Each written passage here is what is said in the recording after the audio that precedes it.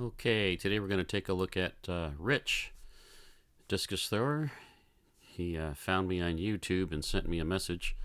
So I asked him to DM his video over to me on Twitter, and I'd take a look.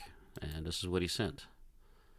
So I've already given him some tips, but I wanted to make a video for everyone to kind of see what is going on here. Technique looks pretty good. I'll start at the finish. I do that sometimes.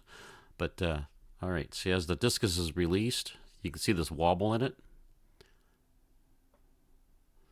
So, all I told him to do was practice throws from the front and just try to throw it horizontally or try to skip it on the ground to try to get it to go flat. But if we dig back a little bit deeper here, we might be able to see what some of the problems are causing that. One thing is right here. I would probably have that discus up level with the arms and the shoulders here, so it'd be a little bit higher. And then here, the heel-toe placement is in a pretty much a straight line here, so he's got to get that left foot back, preferably with that left toe, even with the, or in line here, with that right heel, so he can get his hips through. Yeah, you can see the discus is coming around horizontally. He doesn't have the arm up high, so he's got a nice orbit, elliptical orbit here. And then right here is one of the things I see that can cause that wobble. He's got this discus way behind him. It's almost like 90 degrees. Is that 90? Yeah, 90 degrees back behind. And you'll see that as he pushes everything forward. See how the arm is left behind? Okay, you want to get, you can definitely see it right here. You don't want this arm this far back. Okay, Rich, you want to get that arm almost in line with your shoulders at this point, because otherwise it becomes just an arm throw, and it's not going to be powerful, and a lot of times you'll get that wobble in the throw at the finish. Okay? And yeah, you want to make sure that arm is out as far as you can get it to the right here. Let me draw a line. So instead of being down like that, you want that arm level with your shoulders out here, and the arm will be longer. You'll have a greater radius. You'll have more power. Okay. So at the release, you want that up, and then going back, you don't want it that far behind you. You want that discus caught up a lot more with your shoulders before here. That's way too far behind. Okay, you got that. You got your feet. Your right foot lands way past the center of the circle. The center line's right here. So you're way up in the front half of the circle, and I think that's because you're leaving your right leg.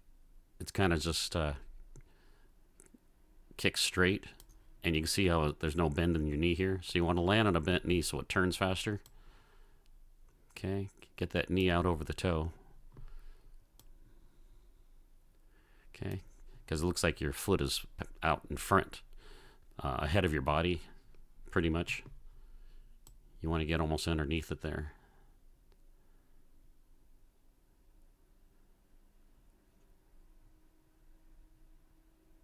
Alright, right here your foot is pointing at 12, but your hips are already past, so I think your right foot's a little bit behind. It hits, and then you don't stop, you keep rotating it. I guess I gotta stop right here just a little bit. But what I'm looking for is when that foot is at 12, you want the knee right over it. You can see the knee is getting a little bit ahead of it. Okay, you want that knee right on top of the foot. And then you want your hips squared at 12. Your hips are already starting to open a little bit too much ahead. I would also get that left elbow out here pointing to 12 also. That'll give you your chest over here to 3, give you a little more separation, if you're flexible enough. Now he asked me about what causes that alignment of the toes like this. It's Usually because you're not rotating enough. Something's stopping the rotation. So what I'd like to see over here is a nice wide sweep leg, and we look at how close the knees are. You can see the knees are pretty close here. So maybe get that sweep leg out more to the right. Get the toe up. Lead with the inside of the thigh, inside of the foot like a soccer kick. Okay, get that sweep leg out. That'll make it more rotational. So you'll spin. Okay, and don't and make sure that leg is bent, that right leg. Okay, and don't just try to land. Keep it turning. It looks like you are turning it as it lands, so that looks good. But don't get it kicked so far out into the front ahead of you. Okay, because you want to be on top of it, like I was saying, the hip on top, and you want to be able to turn quickly. Okay, so going back some more. I think that's the only things I really saw. I'd prefer to have your feet the same distance from the back of the circle. Your left foot's in a little bit. But that's pretty much all the main things I could see. You look like you're, I think you're throwing over 160 feet. So you're obviously a good discus thrower. And I think these tips you could add quite a bit, 10, 20 feet. All right. If you make some changes and send me another video, I'll take a look at it. All right. Thanks, Rich.